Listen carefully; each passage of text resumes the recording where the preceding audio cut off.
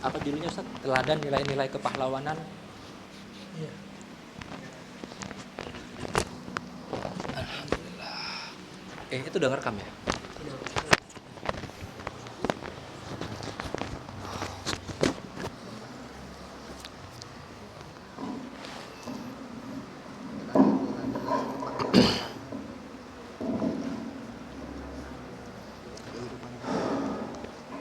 Tes. Bismillahirrahmanirrahim. Assalamualaikum warahmatullahi wabarakatuh. Alhamdulillahirabbil alamin. Assalatu wassalamu ala Rasulillah. Segala puji bagi Allah Subhanahu wa taala yang sampai saat ini masih memberikan kepada kita nikmat sehat serta sempat untuk terus istiqomah menuntut ilmu, khususnya ilmu atau kajian Islam yang diselenggarakan oleh Remaja Masjid SMA Negeri 2 Sumeneb. Sholawat serta salam semoga tetap tercurah limpahkan kepada panutan kita, Nabi kita, Kiai kita, Nabi Muhammad SAW. Semoga kita tetap istiqomah mengikuti sunnah-sunnahnya. Adapun kajian Islam yang akan disampaikan oleh Al-Ustadz Dr. Taufikur Rahman pada kesempatan kali ini adalah nilai-nilai kepahlawanan di zaman modern. Semoga dari kajian ini kita dapat mendapatkan pelajaran dan mendapatkan hikmah dari kajian yang disampaikan oleh Ustadz. Semoga bermanfaat. Barakallahu fikum. Wassalamualaikum warahmatullahi wabarakatuh.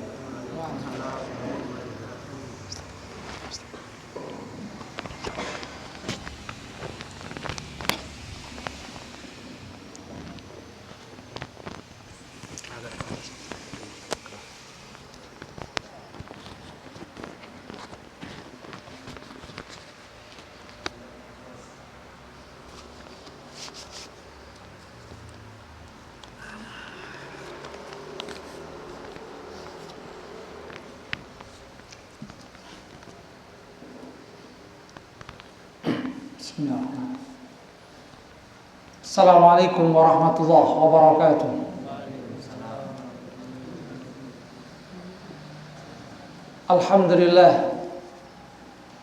Alhamdulillah rabbil alamin, nahmaduhu wa nasta'inuhu wa nastaghfiruh wa na'udzu billahi min shururi anfusina wa min sayyiati a'malina.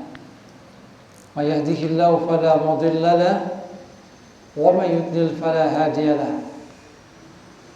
أشهد أن لا إله إلا الله وحده لا شريك له وأشهد أن محمدا عبده ورسوله لا نبي بعده. اللهم صل على محمد وعلى آل محمد كما صليت على آل إبراهيم إنك حميد مجيد. اللهم بارك على محمد وعلى آل محمد كما باركت على آل إبراهيم إنك حميد مجيد. اللهم لا علم إلا ما علمتنا فعلمنا علما ينفعنا وانفعنا بما علمتنا. ربنا آتنا من لدنك رحمة وهيئ لنا من أمرنا رشدا. رب اشرح لي صدري ويسر لي أمري واحلل عقدة من لساني يفقهوا قولي أما بعد. Adik-adik yang dirahmati oleh Allah, alhamdulillah kita bersyukur kepada Allah Subhanahu wa taala karena Allah Subhanahu wa taala masih memberikan kita nikmatnya yang sangat banyak. Allah Subhanahu wa taala memberikan kita nikmat sehat. Sampai detik ini kita masih bisa bernafas. Ada yang berhenti bernafas? Alhamdulillah kita masih diberikan oleh Allah Subhanahu wa taala nikmat bernafas. Bernafasnya juga dengan nyaman, tidak ada rasa sesak. Ini bagian dari nikmat. Kita bisa melangkahkan kaki dengan nyaman, itu juga adalah nikmat. Kita bisa melihat, itu juga adalah nikmat. Kita bisa mendengar, itu juga adalah nikmat. Wa in ta'uddu ni'matallahi la tuhsuha. Kalau kamu mau menghitung nikmat-nikmat Allah, maka kamu tidak akan mampu untuk menghitungnya. Salawat serta salam tetap kita curahkan kepada junjungan kita Nabi Muhammad SAW yang telah menyampaikan risalah Islam, sehingga dengannya kita bisa mengetahui mana yang hak, mana yang batil, mana yang baik, mana yang tidak baik. Adik-adik yang dirahmati oleh Allah, kemarin, 2 hari kemarin kita memperingati Hari Pahlawan tanggal 10 November, yang merupakan peringatan terhadap peristiwa perlawanan dari arek-arek Surabaya terhadap penjajah yang diultimatum untuk menyerahkan senjata, kalau tidak maka mereka itu akan diserang. Akan tetapi ternyata bangsa Indonesia memilih untuk melawan, tidak menyerah. Banyak jatuh korban.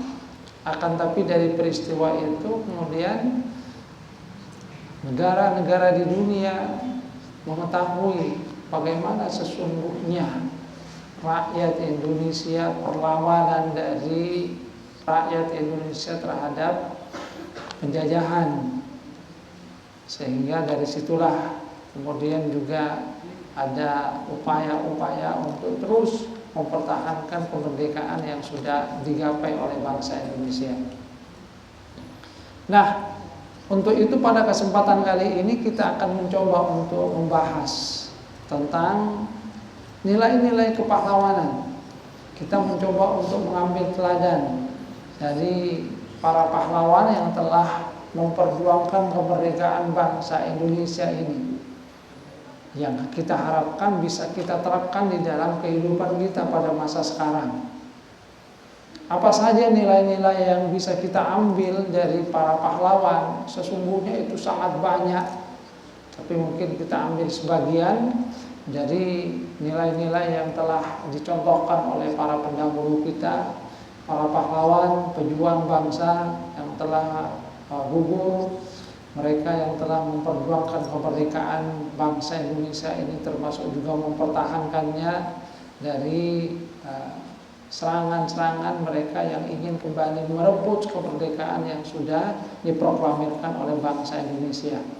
Karena kemerdekaan yang diperoleh oleh bangsa Indonesia itu bukan atas hadiah, ya, bukan atas hadiah dari penjajah. Beda, ada sebagian negara yang memperoleh kemerdekaan melalui hadiah, seperti halnya Malaysia itu lewat hadiah dari pemerintah Inggris. Ada yang memperoleh kemerdekaan dengan memisahkan diri, seperti halnya Timor Leste, memisahkan diri dari Negara Kesatuan Republik Indonesia. Tapi NKRI ini kita dapatkan melalui perjuangan, melalui satu perjuangan panjang yang dilakukan oleh para pendahulu kita. Apa saja nilai-nilai kepahlawanan yang kita bisa ambil? Pertama adalah keberanian.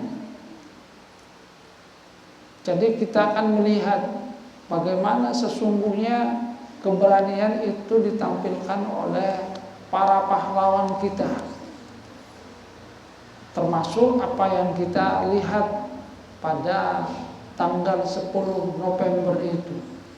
Walaupun mereka itu diultimatum bahwasanya mereka itu kalau tidak menyerahkan senjata, menyerah, mereka akan diserang, dibombardir, akan tapi mereka itu tetap memilih untuk apa? Untuk melawan. Dalam sejarah perjuangan kemerdekaan bangsa Indonesia, kita juga akan melihat bagaimana keberanian ini ditampilkan oleh para pejuang kita. Kalau dilihat dari segi persenjataan itu kan jauh. Mereka penjajah bangsa Belanda, bangsa Jepang, itu senjatanya itu lengkap. Sementara bangsa Indonesia senjatanya adalah bambu runcing. Tapi apakah mereka kemudian takut dengan bambu runcingnya untuk menghadapi penjajah yang memiliki senjata seperti itu? Ternyata tidak. Mereka itu berani. Tentu keberanian di sini adalah keberanian yang terukur dengan tetap mempertahankan strategi, bukan kemudian keberanian yang asal berani, tetap, bukan kemudian langsung hadap-hadapan, tapi tetap menerapkan strategi. Tapi di sini kita bisa melihat semangat keberanian yang ditampilkan oleh para pahlawan kita, para pejuang kita. Karena di dalam pandangan mereka itu ada istilah iskariman au mut syahidan, hidup mulia. Ya, kalau tidak hidup mulia maka mut syahidan, mati dengan syahid. Itu juga merupakan kemuliaan. Rasa takut itu kemudian dilawan, karena mereka kemudian menggantungkan harapannya itu hanya kepada Allah Subhanahu wa taala. Seseorang yang dia menggantungkan hidupnya kepada Allah Subhanahu wa taala itu akan diberikan oleh Allah Subhanahu wa taala keberanian. Sebab kalau kita lihat di dalam agama kita yang namanya kematian itu kan sudah kita yakini itu kan. Kematian itu Allah Subhanahu wa taala yang menentukan. Kalau belum datang ajalnya maka tidak akan sampai. Kita lihat dalam sejarah misalnya Khalid bin Walid, salah satu panglima Islam, itu adalah orang yang banyak terlibat di dalam peperangan. Jadi banyak terlibat di dalam peperangan. Tapi kemudian kita lihat bagaimana meninggalnya.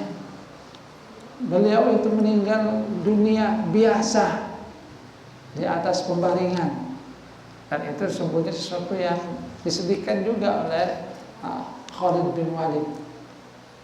Padahal peperangan demi peperangan itu dihadapi oleh Khalid bin Walid.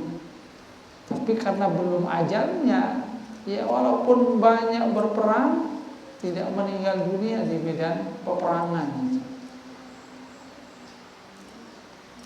Ini menunjukkan bahwa ajal itu di sisi Allah Subhanahu wa taala. Jadi walaupun mengalami banyak peperangan, bahkan kita akan lihat bahwa di dalam kepemimpinan Khalid bin Walid itu musuhnya sampai berlipat-lipat pada perang Yarmouk misalnya. Jumlahnya itu Masya Allah jauh sekali. Akan tetapi tetap diberikan oleh Allah Subhanahu wa taala kemenangan. Beliau tidak meninggal dunia dalam keadaan syahid. Padahal kalau kemudian dilihat itu di setiap jengkal tubuhnya itu ada bekas-bekas dari pedang, tombak. Jadi seakan-akan tidak tersisa dari tubuhnya yang tidak ada bekas dari peperangan. Tapi karena bukan ajalnya maka tetap meninggal dunia biasa. Itu sesungguhnya yang menginspirasi para pejuang muslim di dalam berjuang. Mereka yakin bahwa kalau memang bukan ajalnya maka mereka tidak akan mati. Kalaupun mati itu adalah sesuatu yang sangat didambakan juga. Jadi keberanian. Artinya di dalam hal ini kita bisa mengambil teladan bahwa ketika kita memperjuangkan kebenaran maka kita itu harus berani. Mereka berani karena memperjuangkan kebenaran kan. Penjajah itu kan mengambil hak. Jadi mengambil hak dari pribumi, mengambil hak, jadi merampas, mempertahankan hak, mengambil kembali hak yang dirampas itu adalah sesuatu yang diperintahkan di dalam agama. Bahkan Rasulullah SAW itu menyatakan man qutila duna malihi fa huwa syahid. seorang yang meninggal dunia karena mempertahankan hartanya, apa yang menjadi miliknya, maka dia itu termasuk orang yang mati syahid. Keberanian yang didasarkan atas apa yang dijamin oleh Allah Subhanahu wa taala.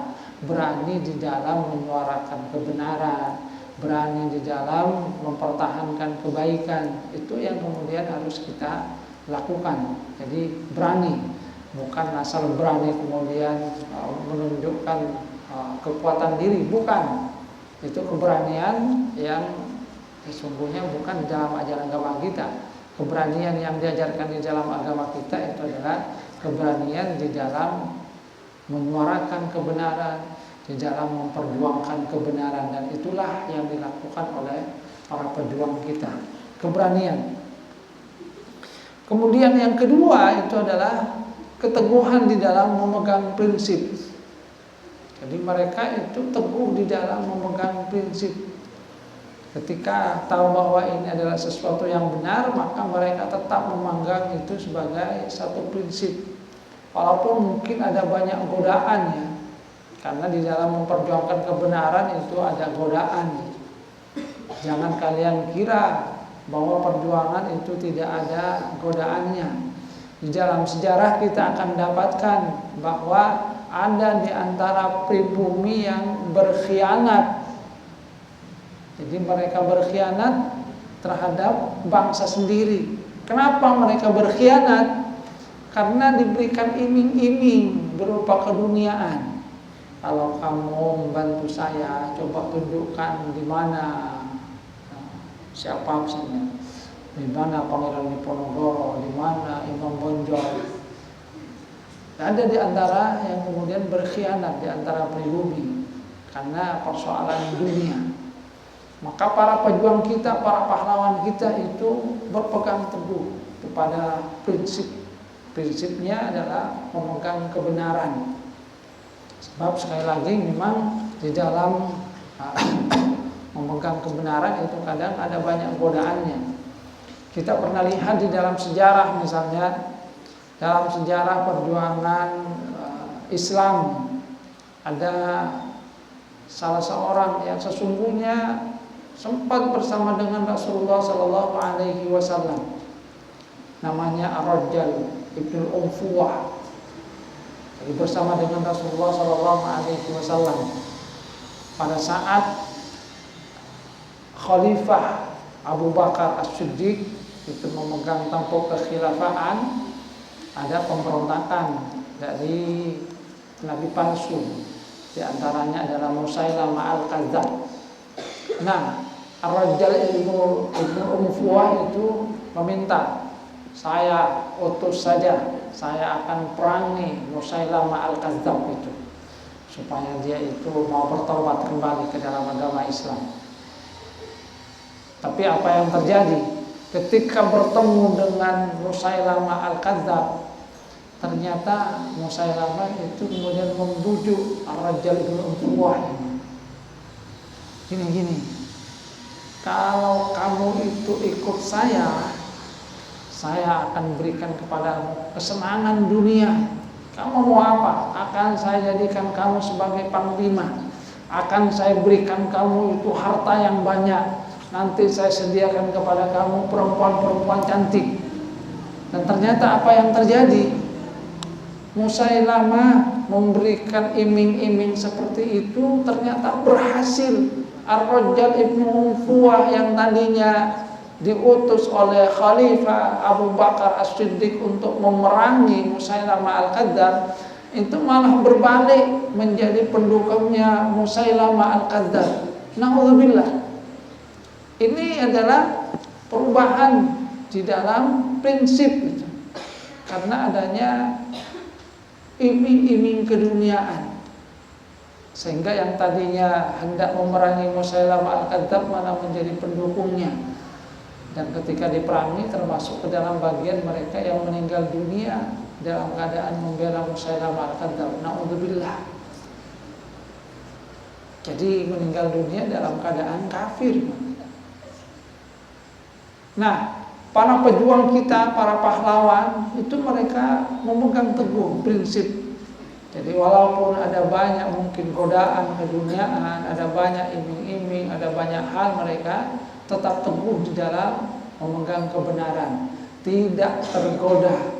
Karena dalam prinsip mereka kemuliaan itu adalah ketika mereka memperjuangkan kebenaran. Seperti tadi, ish kariman au mutsyahidan. Kalau hidup dengan kehidupan yang mulia dalam keadaan merdeka, sesuai dengan apa yang diberikan oleh Allah Subhanahu wa taala.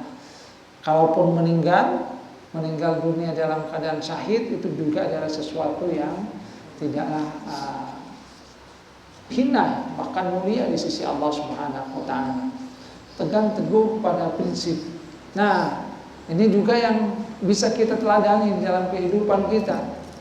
Pada masa sekarang itu kita misalnya dihujani dengan arus informasi yang begitu masif, yang di dalamnya kemudian mungkin saja ada informasi-informasi hoax, berita-berita yang tidak benar, termasuk juga adanya paham-paham yang tidak benar, paham materialisme, paham konsumerisme.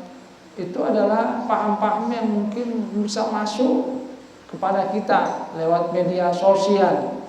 Maka kita diharapkan tetap berpegang teguh kepada prinsip-prinsip yang diajarkan di dalam agama. Prinsip kejujuran misalnya. Walaupun diajak oleh temannya, ayo besok ulangan, iya, ayo belajar. Kata yang lainnya, sudah, tidak usah belajar, kan bisa nyontek. Itu adalah godaan-godaan pada masa sekarang itu bagi pelajar. Godaan berupa berkhianat terhadap kejujuran. Godaan-godaan yang seperti itu mungkin saja ada pada diri kita, di sekitar kita. Godaan-godaan untuk menghilangkan sifat-sifat yang tidak baik. Maka diharapkan bahwa kita ini tetap berpegang teguh pada prinsip-prinsip yang diajarkan di dalam agama kita. Prinsip untuk terus belajar, prinsip untuk jujur, tidak berkhianat. Itu adalah hal yang bisa kita lakukan. Termasuk juga jangan terpengaruh dengan budaya-budaya yang datang dari luar yang itu bertentangan dengan apa yang ada di dalam agama kita. Dan itu banyak. Coba kalian lihat misalnya di iklan gitu. Iklan minuman misalnya. Kalau kalian perhatikan iklan minuman kadang banyak yang tidak sesuai dengan prinsip-prinsip yang diajarkan dalam agama kita. Minum pakai tangan kiri, berdiri lagi. Padahal di dalam agama kita gimana yang diajarkan? La yashrabanna ahadukum qa'iman. Jangan sekali-kali di antara kalian itu minum dalam keadaan berdiri. Jangan makan dan minum juga dengan tangan kiri. Kenapa? Karena setan itu makan dan minum dengan tangan kiri. Tapi kita lihat di media, di iklan, itu kemudian mencontohkan hal-hal yang tidak benar kepada kita. Maka kita diharapkan tetap bisa berpegang teguh pada prinsip-prinsip yang diajarkan di dalam agama kita. Jadi walaupun kemudian sekitar kita melakukan hal yang tidak benar, maka yang harus kita lakukan malah harus menegurnya. Jangan seperti itu, tidak sesuai dengan apa yang ada di dalam agama. Prinsip-prinsip budaya yang tidak sesuai dengan ajaran agama, yang kadang-kadang itu ditampilkan lewat media sosial. Coba kita lihat, Masya Allah, sekarang itu masif itu kan, yang namanya perbuatan maksiat, perzinaan, pembunuhan. Maka diharapkan itu menjadi satu satu kaca bagi kita, bagaimana sesungguhnya mereka mungkin saja terpengaruh dengan apa yang ada pada masa sekarang, termasuk misalnya judi online. Judi online itu bahkan pejabat yang diberikan amanah itu kan untuk memblokir situs-situs web judi online itu malah berkhianat. Ini kenapa? Sekali lagi karena adanya iming-iming keduniaan. Tidak kemudian dia teguh di dalam memegang prinsipnya. Padahal dia sudah digaji, tapi malah mengkhianati. Dia malah mempergunakannya itu sebagai kesempatan dalam kesempitan. Sudah baca kalian pegawai dari Kemkomdigi, Kementerian Komunikasi dan Digital, kalau dulu namanya Kominfo itu, Komunikasi dan Informasi, sekarang kan namanya Komunikasi dan Digital, Kementerian Komunikasi dan Digital. Pegawainya yang diberi amanah untuk menutup situs-situsnya itu malah memanfaatkan. Memang banyak yang ditutup, akan tapi ada banyak yang kemudian dibiarkan, malah dijadikan sebagai sapi perah. Kamu tetap boleh beroperasi, tapi bayar dong kepada kita. Setiap setiap situsnya akan disuruh bayar sekitar 85 juta setiap bulan, dan ada 1000 situs yang dibiarkan. 1000 kali 85 juta setiap bulannya itu sekitar 85 M mereka dapatkan, yang seharusnya menutup malah menjadikannya sebagai kesempatan dalam kesempitan. Khianat. Kenapa berkhianat? Karena melihat itu sebagai sebuah kesempatan untuk memperkaya diri. Ini iming-iming keduniaan, tergoda oleh dunia. Maka sekali lagi, semangat yang diberikan oleh para pahlawan kita adalah berpegang teguh, tetap berpegang teguh pada prinsip-prinsip kebenaran yang diajarkan di dalam agama. Jangan pernah berkhianat. Kalau kalian nanti menjadi pejabat, jangan berkhianat seperti mereka. Tunaikan amanah dengan baik, dan itu akan dimintai pertanggungjawaban di sisi Allah Subhanahu wa Ta'ala. Memang godaannya itu besar gitu. Siapa kemudian tidak tertarik itu? 80 M, 85 M setiap bulan. Godaan yang besar itu. Makanya kemudian hidupnya menjadi mewah, foya-foya. Padahal itu adalah uang hasil judi, uang hasil istilahnya memeras itu. Kalau kamu tidak setor, maka akan ditutup. Ada yang dirahmati oleh Allah Subhanahu wa Ta'ala. Kemudian prinsip yang ketiga, nilai yang ketiga yang kita bisa ambil dari para pahlawan kita adalah kesabaran di dalam meraih cita-cita, di dalam meraih tujuan. Coba kita lihat berapa lama bangsa Indonesia itu bisa mendapatkan kemerdekaannya. Ratusan tahun. Artinya ada kesabaran yang dicontohkan oleh para pejuang kita di dalam upaya untuk menggapai cita-cita, di dalam untuk menggapai tujuan. Jadi bersabar. Bukan kemudian 1 bulan langsung putus asa, 1 bulan kemudian berhenti. Tidak. Para pahlawan telah memberikan contoh bahwa bagaimana mereka itu benar-benar bersabar di dalam upaya untuk menggapai cita-cita. Terus berusaha dan terus berusaha. Dan memang ini adalah hal yang diperintahkan di dalam agama. Di dalam agama kita itu kami diperintahkan supaya kita itu tidak pernah putus asa. Sabar di sini maksudnya adalah gigih, ulet, tegar ya. Bukan sabar nerima ya. Ini sabar yang pasif. Tapi di sini adalah sabar yang aktif. Tegar, ulet, gigih, terus berjuang sampai cita-cita itu tercapai. Dan pada akhirnya bangsa Indonesia mendapatkan apa yang dicita-citakan, yaitu kemerdekaannya. Tapi itu memerlukan waktu yang panjang sekali, perjuangan demi perjuangan. Tidak berhasil sekali, maka kemudian dicoba lagi. Tidak berhasil 2 kali, dicoba lagi. itu yang dicontohkan oleh para pejuang kita. Nah, bagaimana dengan diri kita? Ya jangan pernah putus asa. Terus kita berjuang, bersabar di dalam upaya untuk menggapai cita-cita kita. Jangan berusaha satu kali gagal, setelah itu langsung menyerah. Sudahlah, mungkin saya memang tidak bidangnya di sini. Jangan. Kita bisa mengambil iktibar dari para pejuang itu. Bagaimana sesungguhnya mereka itu memberikan contoh kesabaran, keuletan, tidak pernah putus asa. Allah Subhanahu wa taala itu menyatakan la tai'asu mir rahmatillah, la tai'asu mir rauhillah. Jangan pernah putus asa dari pertolongan Allah Subhanahu wa taala.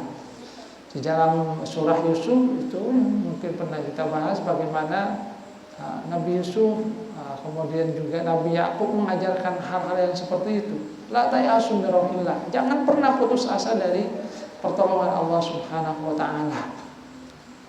Karena memang tugas manusia itu adalah berusaha.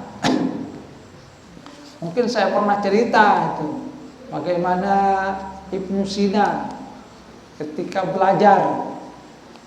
Masih ingat apa yang pernah saya ceritakan tentang Ibnu Sina? Ibnu Sina itu pernah membaca satu buku, dibaca satu kali tidak paham. Terus apa dia berhenti? Oh, buku ini sulit sekali. Tidak, dia baca lagi 2 kali. Ternyata belum paham. Dibaca lagi 3 kali, belum paham. Sampai 20 kali baru paham.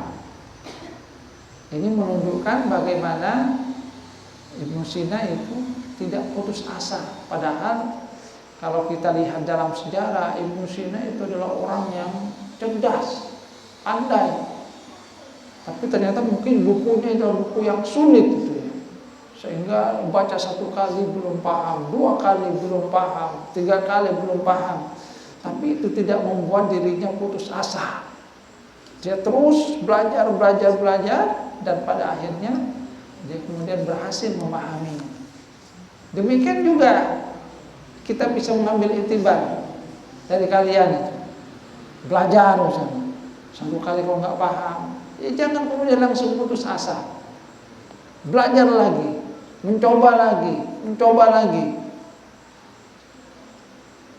Kita tidak tahu kapan dan bagaimana Allah Subhanahu wa taala itu memberikan pertolongan kepada kita.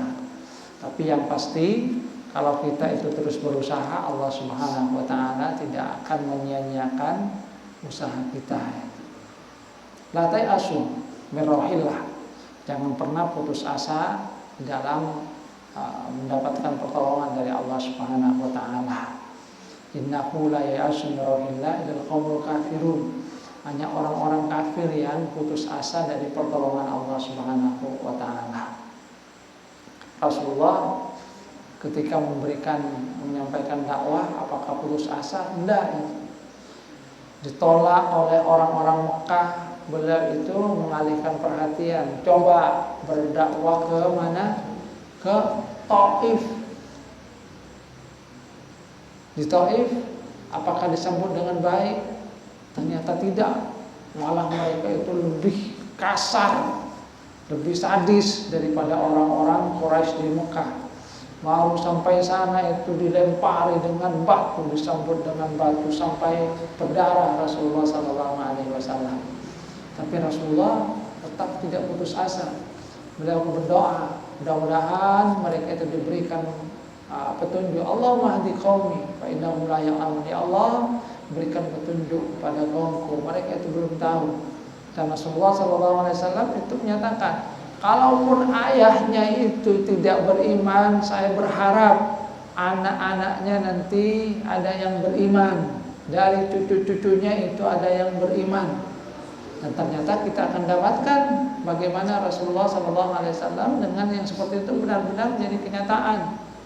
Al-Walid ibn Mughirah itu adalah orang yang sangat memusuhi Rasulullah SAW.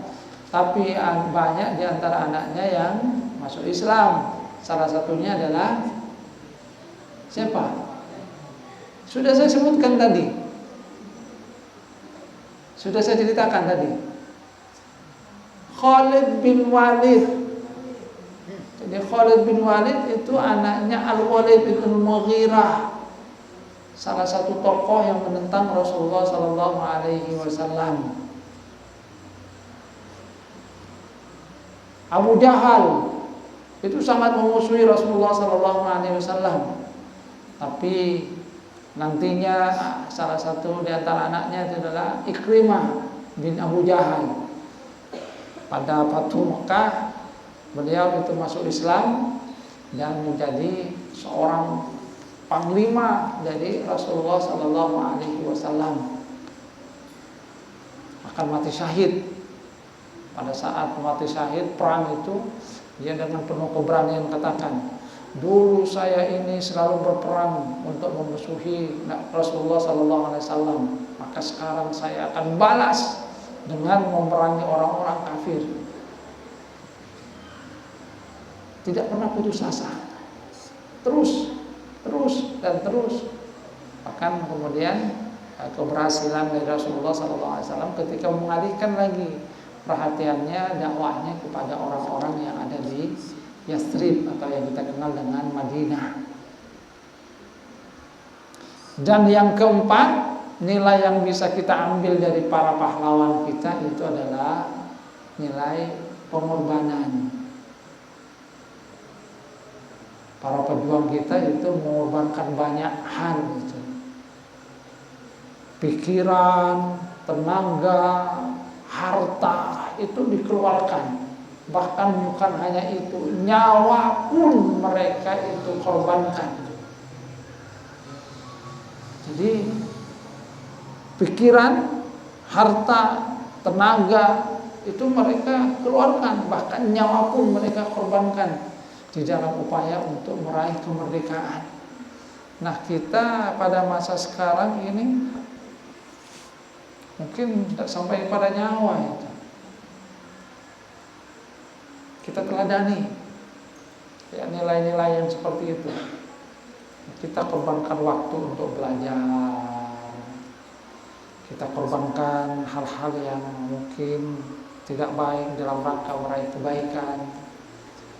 Memang segala sesuatu itu memang perlu pengorbanan itu. Karena meraih kemuliaan itu tentu saja tidaklah gratis gitu ya. Perlu yang namanya perjuangan, dan di situ ada pengorbanan. Kalau gratis ya semuanya itu mau. Tapi pengorbanan yang mereka berikan itu tidaklah kemudian tidak dibalas oleh Allah Subhanahu wa taala. Allah itu menjanjikan bahwa setiap kebaikan yang dilakukan oleh manusia pasti akan dibalas oleh Allah Subhanahu wa taala. Innallaha la yudhi'u ajral muhsinin.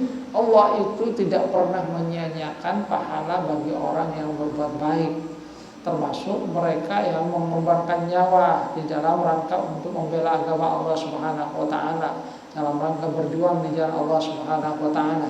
Allah katakan, la tahsabanna alladziina qutilu fi sabilillahi amwata bal ahya'un 'inda rabbihim yurzaqun.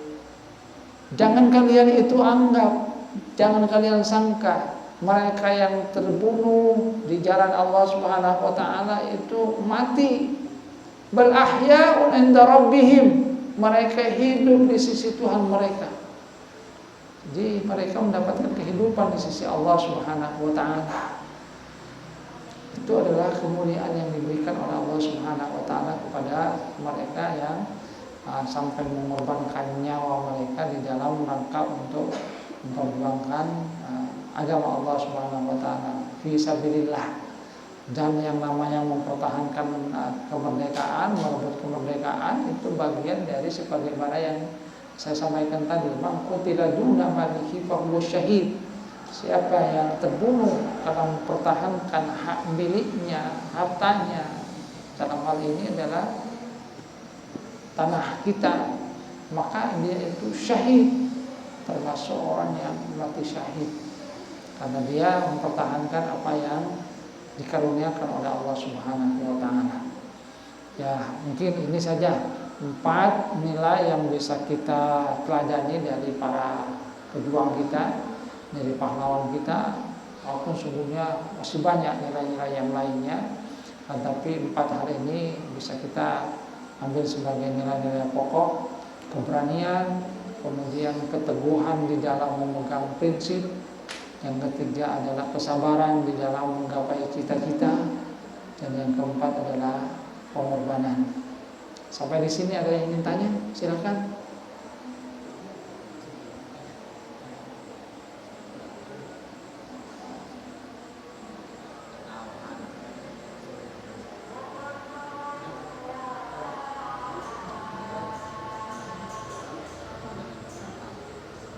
Tidak ada?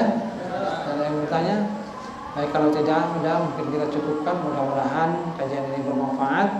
Mudah-mudahan setiap kita itu bisa mengambil teladan dari nilai-nilai yang telah dicontohkan oleh para pejuang kita, para pahlawan kita, dan kita bisa menerapkannya di dalam kehidupan kita sehari-hari di era modern yang penuh dengan banyak tantangan juga ini. Kurang lebihnya mohon maaf. Wabillahi taufiq wal hidayah wa ridwanillah. Subhanakallahumma wa bihamdika asyhadu an la ilaha illa anta astaghfiruka wa atubu ilaik. Wassalamualaikum warahmatullahi wabarakatuh.